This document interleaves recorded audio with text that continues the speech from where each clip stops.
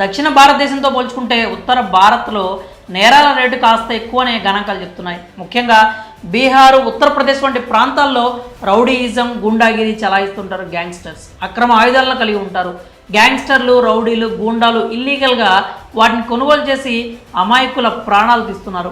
దీంతో రాను రాను నేరాల సంఖ్య పెరిగిపోయింది.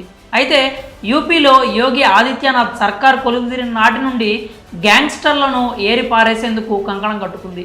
ఇప్పటికే అనేక మంది రౌడీ మూకల్ని లేపేసింది. గ్యాంగ్స్టర్ కనబడితే చాలు కాల్చి పడేస్తోంది. తాజాగా gangster most wanted notorious criminal Ravi Khana alias రవినగర్పై దృష్టి సారించింది యూపీ సర్కార్.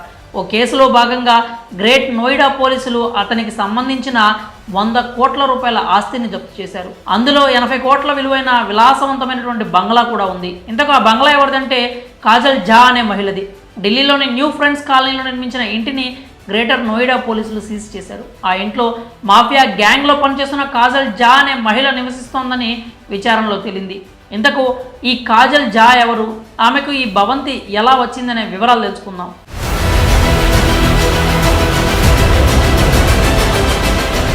కరుడుగట్టిన గ్యాంగ్స్టర్ రవి గర్ల్ ఫ్రెండే ఈ కాజల్ ఝా. ఆ ఇంటిని రవి ఆమెకు బహుమతిగా ఇచ్చినట్లు తెలుస్తోంది.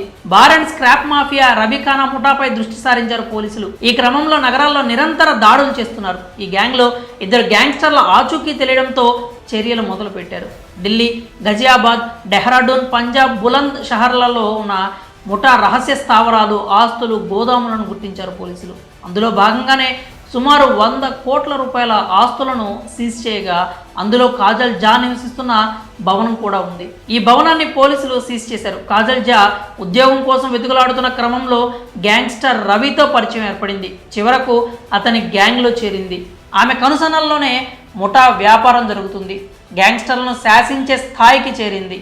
రవితో సంబంధం ఉన్న మాఫియా గ్యాంగ్లోనే కాజల్ ఝా కూడా పనిచేస్తోంది. ఇప్పుడు ఈమె ఉండే నివాసాన్ని సీజ్ చేశారు పోలీసులు. అంతేకాకుండా గుర్తించిన రహస్య స్థావరాలపై త్వరలో దాడులు చేయనున్నారు. ఆస్తుల జప్తుతో పాటు ఆర్థిక లావాదేవీలు జరిపేందుకు వీలు లేకుండా పోలీసులు చర్యలు తీసుకున్నారు. రవితో పాటు ఇతర గ్యాంగ్స్టర్స్ బ్యాంకు ఖాతాలను బ్లాక్ చేశారు. ఏటీఎంతో సహా అన్ని కార్డులను సీజ్ చేశారు. మరి పోలీసులు తీసుకుంటున్న ఈ చర్యలపై మీ అభిప్రాయాలు ఏంటో కామెంట్స్ రూపంలో తెలియజేయండి.